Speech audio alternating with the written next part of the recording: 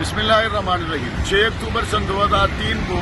اسی جگہ علامہ محمد اعظم طارق رحمۃ اللہ علیہ کو شہید کیا گیا تھا۔ 19 سال کے بعد دوبارہ 6 اکتوبر کو آپ پارا ہاکی گراؤنڈ میں شہداء اسلام و استحکام پاکستان کانفرنس ہونے جا رہی ہے۔ آپ ہمیشہ کی طرح اس کانفرنس میں شرکت ضرور کریں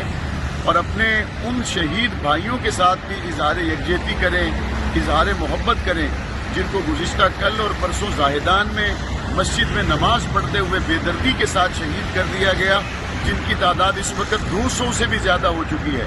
بڑی تعداد میں علماء اکرام کو شہید کیا گیا، مدرسے کو، مسجد کو بمبوں کا نشانہ بنایا گیا،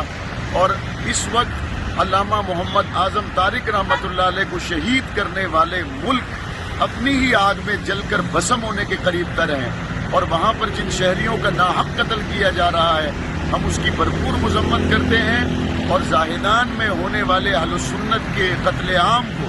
ہم نہ صرف یہ کہ خطے کے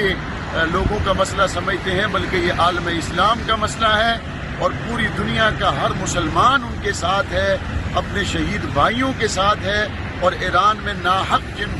انسانوں پر ظلم کیا جا رہا ہے، ان کو قتل کیا جا رہا ہے، پاکستان کے اور دنیا بھر کے تمام لوگ، انسانی حقوق کی تنظیمیں، ان سب کو چاہیے کہ وہ ان کے لیے آواز اٹھائیں، اور ہونے والی اس اعلانیہ کھلی دہشت گردی کے خلاف